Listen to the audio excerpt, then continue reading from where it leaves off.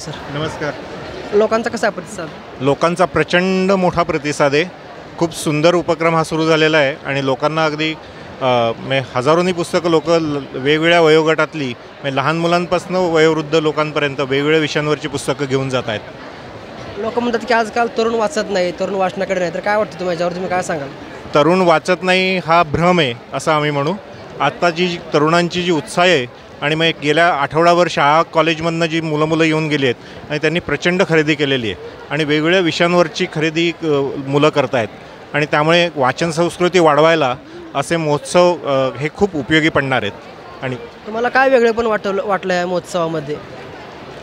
सर्वात महत्त्वाचं म्हणजे ह्यात पुस्तकं खरेदी आणि विक्री पुस्तकं लोकांपर्यंत पोचणं, हाताळता येणं हे सर्वात महत्त्वाचं आहे.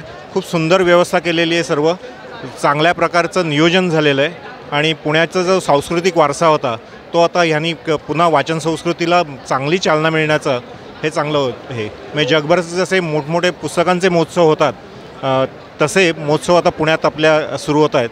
याबद्दल आम्हाला खूप आनंद होत आहे. तरी कोणत्या प्रकारची पुस्तकं खरेदी करणं लोकांना जास्त कल आहे, तुम्हाला काय वाटतं?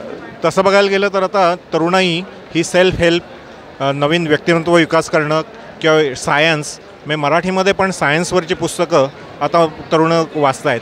मराठी इंग्लिश दोन्ही पुस्तकांना खूप मोठी मागणी आहे.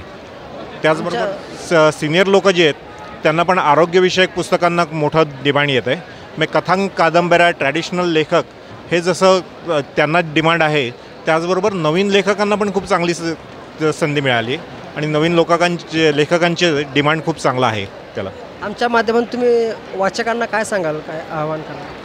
वाचकांना आव्हान मेनली पालकांना की आपलं आणि जे पालक करतायत आता की आपल्या मुलांना घेऊन अशा वेगवेगळ्या प्रदर्शनाला येत आहेत आणि त्यामुळे वाचन संस्कृती वाढवायला खूप चांगली ही मदत होते. जेवढं जास्त वाचलं जाईल आणि इलेक्ट्रॉनिक माध्यमापासून त्याचबरोबर पुस्तक हातात घेऊन वाचण्याचा जो आनंद आहे तो आता मुलांना खूप चांगल्या प्रकारे मिळायला लागला आहे. Thank you sir. धन्यवाद.